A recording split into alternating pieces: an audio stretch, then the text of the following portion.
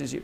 And if you find that you're self-stinted and that you have failed to keep that covenant of the condition and you broke your promise in being vigilant about this, you have to punish yourself.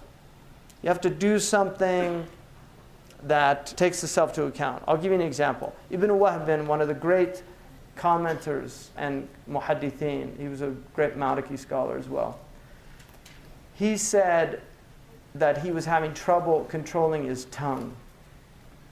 So he decided that he would make an oath in the morning, if he backbit anybody, that he would fast the next day. So that's mu'aqaba. So the covenant, the musharata, I'm not going to backbite. And then he watched himself during the day.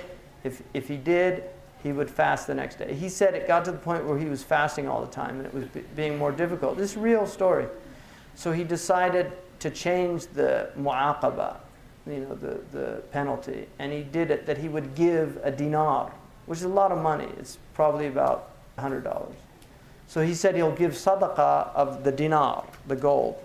And so he would do that, and he said his love of money eliminated his backbiting. Because fasting was easy for him, but giving up money was harder. So that's what he did.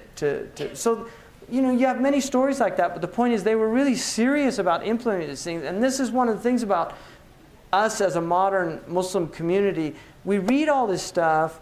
We read the Quran, we see all these injunctions, we see all these, but people aren't on an active path to really try to implement these things.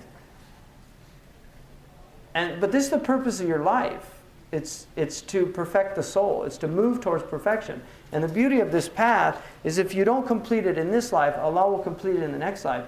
If you set out to memorize the Quran and you're consistent in it, if you don't memorize it by the time you die, an angel comes and teaches you it in the grave, and you'll be raised with the hufaz. إِنَّمَا الْأَعْمَالُ بِالنِّيَّاتِ. Actions are by intentions. So people should at least be intending and working to do these things. Whoever memorizes 40 hadiths in the weak hadith is a weak hadith, but if they memorize it, they're raised up with the scholars on the Day of Judgment. That's not an insignificant thing.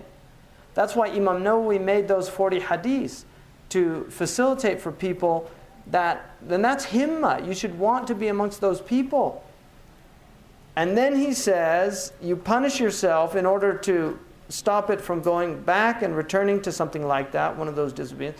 And then, ثُمَّ عَادَ إِلَى الْمُشَارَطَةِ وَالْمُرَابَطَةِ, and then go back to making the condition, being vigilant about it, and then guarding. وَحَافِظَ عَلَى الْمُرَاقَبَةِ. So you're guarding this vigilant awareness. And then you test yourself with reckoning. You take yourself to account. Muhasabah is something, and the Christians do that, it's something monks do. Ibn Omar saw a monk who had two bags.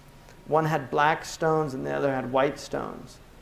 And he saw him once putting black stones in and white stones. And he asked him what he was doing. And he said he was taking himself to account for that day to see how many good deeds he'd done and how many bad deeds. The black stones were bad deeds, the white stones were good deeds. And then he would count and see which one outweighed the other as a way of reckoning, taking himself to account.